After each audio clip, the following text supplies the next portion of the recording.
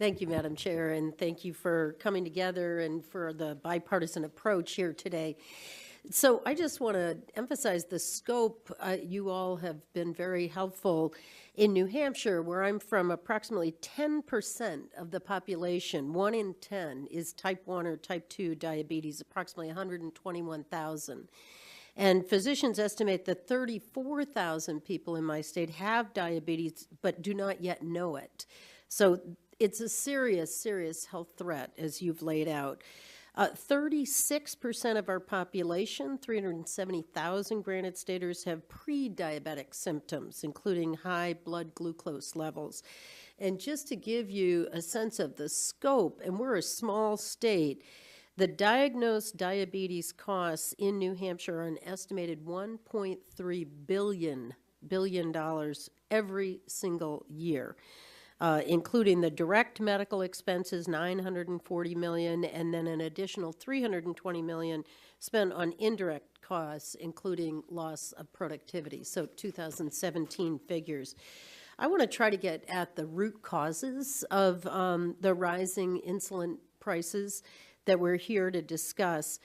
Just to give an example, so the list price of Novolog, commonly used analog insulin, increased by 353% per vial, and that was just from 2001 to 2016. During the same period, the list price of Humalog, another commonly used insulin, increased by 585% per vial. So it's little wonder that people can't keep up, as you've discussed. I want to ask Dr. Lipska, you testified the cost of insulin today is now 7 times more for the exact same product as 2 decades ago. And to quote you, recent research suggests that high prices primarily benefit the drug makers. Do you believe that the drug companies are the ones benefiting the most from the exorbitant price increases? Thank you for that question. Yes, I do. And this is based on research not performed by my group, by Dr. Peter Bach at the Sloan Kettering Memorial Hospital. They looked at U.S. expenditures on prescription drugs in 2016 and estimated that those expenditures totaled $400 billion. 400 billion, billion with a B. $480 billion. Two-thirds of this total was captured by drug manufacturers in the form of net revenues. The remaining third was retained as gross profits in the supply chain. PBMs and wholesalers captured approximately 8.5% of that. So I think that helps keep this in perspective in terms of where the money is going. Now, this is not insulin-specific data. These are prescription drug-specific data. But I think it gives us a little bit of a perspective and a pause to pawn all of this just on PBMs and the inflating list price. Thank you. That's very helpful. Dr. Cefalu, you discussed in your testimony the American Diabetes Association took a thorough look at the causes of rising insulin prices. And in summarizing the working group conclusion, you stated, quote, as prices increase, the profits of the intermediaries in the insulin supply chain, wholesalers, PBM, pharmacies, increase since they may each receive a rebate, discount, or fee calculated as a percentage of that list fee.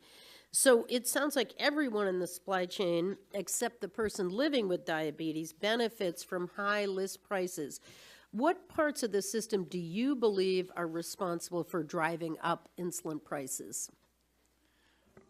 So, Congresswoman, again, the working group looked at and talked to every stakeholder in the supply chain. It's clear that the price is set by the manufacturers, but as you stated, a high list price benefits intermediaries. To Dr. Lipska's point, there are other studies that have looked at the flow of money through the supply chain. I can actually provide you information from the Schaefer study from the University of Southern California that looked at the profit taken at each level.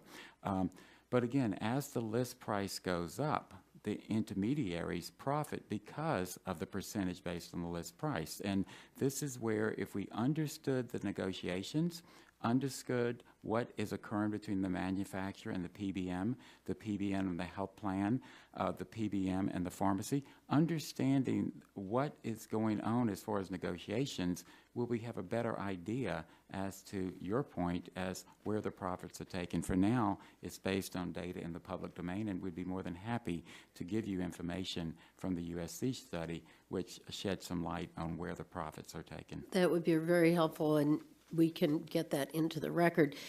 Dr. Powers, similar question. You state in your testimony, quote, "It's difficult to understand how a drug that has remained unchanged for almost 2 decades continues to skyrocket in price." We all share your frustration with that. What do you believe are the fundamental causes of skyrocketing prices for these well-established drugs?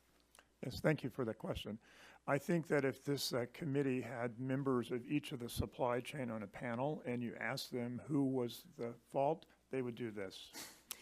Well, we will get that opportunity Absolutely. next week. Right, they will do that, right? And so I think that that each member of the supply chain have a responsibility to help solve this problem.